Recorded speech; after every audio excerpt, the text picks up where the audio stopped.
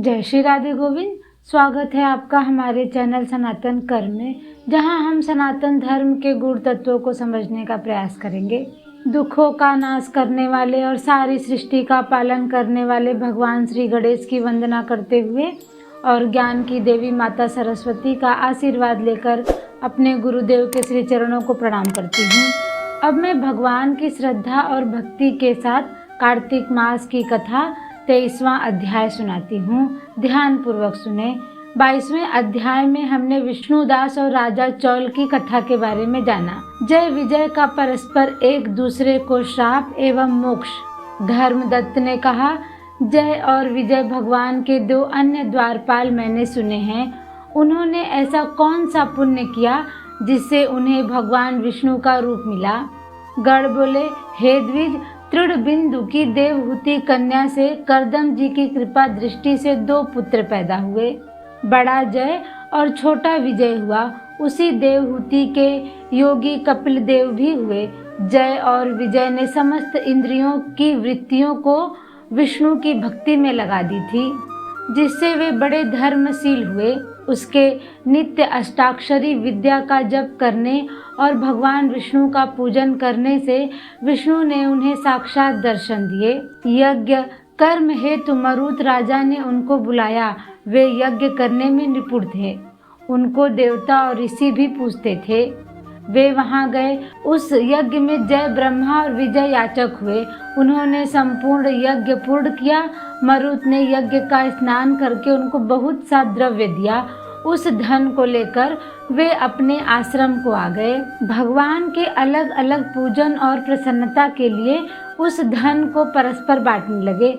जय ने कहा कि दोनों का समान भाग होना चाहिए, और विजय बोला, जो जिसको मिल गया वह उसी का है। तब जय ने अपने चित्त में दुखी हो विजय को श्राप दिया कि तू द्रव्य को ग्रहण करके नहीं देता है, इससे ग्राह हो जा। विजय ने जय को श्राप दिया कि तूने मद से भ्रांत होकर मुझे श्राप दिया, तू हाथी हो जा।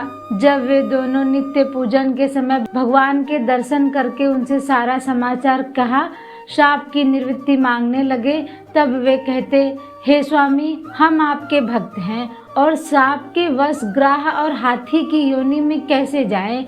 इससे हे कृपानिधे, इस श्राप को लौटा दीजिए। श्री भगवान बोले कि मेरे भक्तों का वचन कभी मिथ्या नहीं होगा, मैं उसको कभी नहीं लौटा सकता। पहले प्रहलाद के लिए खंभे से प्रकट हुआ, फिर अम्बरीश के वचन से 10 प्रकार से प्रकट हुआ।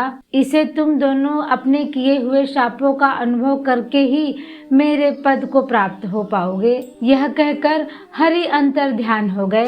गढ़ बोले, फिर वे दोनों ग्राह और गज बने। कार्तिक पूर्णिमा के दिन गंडकी में स्नान करने के लिए गजराज गए। उस शाप के कारण ग्राह ने उस गज का पैर पकड़ लिया।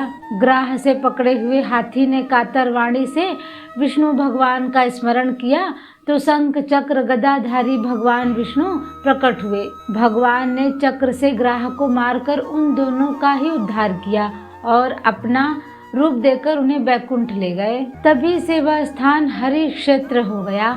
चक्र के लगने से वहां के पत्थरों में चिन्ह देखे जाते हैं। हे ब्राह्मण, वे दोनों जय विजय इस प्रकार संसार में प्रसिद्ध हुए और वे दोनों विष्णु के प्यारे होकर उनके द्वार पर रहते हैं।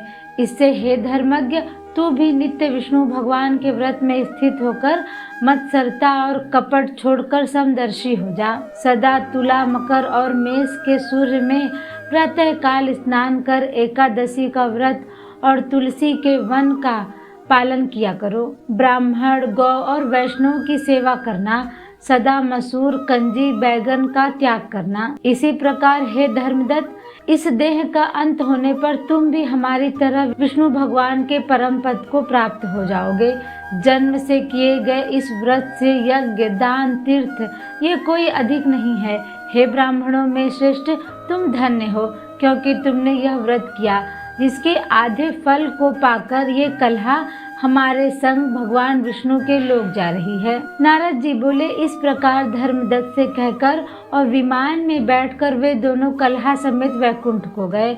धर्मदत्त भी विश्वास युक्त हो उन व्रतों को करता हुआ अंत में देहांत होने पर दोनों स्त्रियों के साथ वैकुंठ को गया। इस इतिहास को जो पुरुष सुने और सुनावे वह भी जगत गुरु की कृपा से भगवान के समीप पहुंचने वाली भक्ति को प्राप्त होता है। जय श्री राधे गोविंद। इसी के साथ 23वां अध्याय समाप्त हुआ।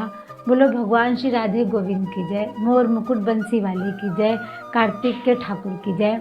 अगर आपको ये वीडियो पसंद आई हो तो लाइक और सब्सक्राइब करना ना भूलें। इस कार्तिक महात्म्य की कथा जो कि पद्म पुराण से ली गई है और लोगों तक पहुंचाने के लिए इस वीडियो को ज़्यादा से ज़्यादा शेयर करें। अपनी आध्यात्मिक यात्रा शुरू करें। मिलते हैं अगले वीडियो में। धन्यवाद।